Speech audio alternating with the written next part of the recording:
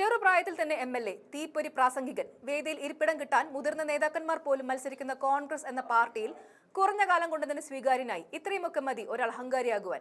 രാഹുൽ മാങ്കൂട്ടത്തിന്റെ കാര്യത്തിലും സംഭവിച്ചത് അതുതന്നെയാണ്. ഒന്നിനു പുറകെ ഒന്നായി ഉയർന്ന ആരോപണങ്ങളിൽ സമനില തെറ്റുകയാണ് പാലക്കാട് MLA രാഹുൽ മാങ്കൂട്ടത്തിന്. അഴിമതി ആരോപണങ്ങളാണെങ്കിൽ തെളിയിക്കാൻ പറഞ്ഞ് തടി തപ്പാമായിരുന്നു.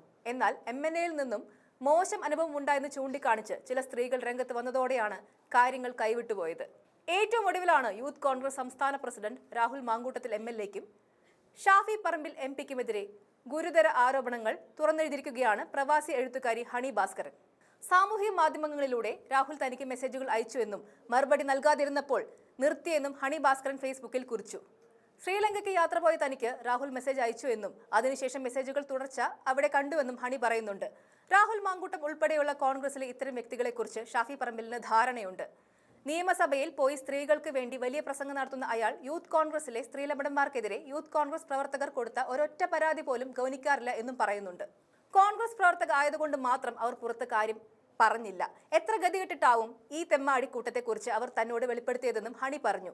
രാഹുൽ മാങ്കൂട്ടത്തിൽ നിന്ന് ഇത്തരം അനുഭവങ്ങൾ നേരിട്ട പല പെൺകുട്ടികളെയും അറിയാമെന്നും അവർ പുറത്ത് പറയാത്തത് പേടി കൊണ്ടാണെന്നും ഹണി പറഞ്ഞു. സ്ത്രീകളെക്കുറിച്ച് മനോവൈകല്യം പോലെ പടച്ചുവിടുന്ന നിറം പിടിപ്പിച്ച കഥകൾ അവരെ വലിയ ട്രോമയിൽ അകപ്പെടുത്തുമെന്നും അത്തരം ആളുകൾ സ്ത്രീകൾക്ക് ഉണ്ടാക്കുന്ന അപകടം ചെറുതല്ലെന്നും ഹണി കുറിപ്പിൽ വ്യക്തമാക്കുന്നുണ്ട്. തന്റെ ആരോപണങ്ങൾ വെറും നുണയായി വ്യാഖ്യാനിക്കപ്പെടാൻ സാധ്യതയുള്ളതിനാൽ ചാറ്റിന്റെ സ്ക്രീൻഷോട്ടും ഹണി ഫേസ്ബുക്ക് കുറിപ്പിന്റെ കമന്റിൽ ചേർത്തിട്ടുണ്ട്. ഹണിയുടെ കുറിപ്പിന്റെ ചെറുരൂപം ഇങ്ങനെയാണ്. ഈ ജൂൺ 9 ശ്രീലങ്കൻ യാത്ര നടത്തുന്ന സമയം രാഹുൽ ഇൻസ്റ്റാ മെസ്സഞ്ചറിൽ ആദ്യമായി വന്നു. ഫോട്ടോയ്ക്ക് ഹൃദയം അയച്ചുകൊണ്ടായിരുന്നു തുടക്കം. യാത്രയുടെ ഡീറ്റെയിൽസ് തിരക്കിക്കൊണ്ട് പിന്നെയും മെസ്സേജുകൾ അയച്ചു. ശ്രീലങ്ക പോവാൻ നിങ്ങൾക്ക് പ്ലാൻ ഉണ്ട് എന്ന് പറഞ്ഞുകൊണ്ട് ഒരു മുൻവിധികളും ഇല്ലാതെ അത് വിശദീകരിക്കുകയും ചെയ്തു. ശേഷം നിലമ്പൂർ ഇലക്ഷനെ കുറിച്ച് ഇടത് സ്ഥാനാർത്ഥി തോൽക്കും എന്ന് ബെറ്റും വെച്ചുപോയി.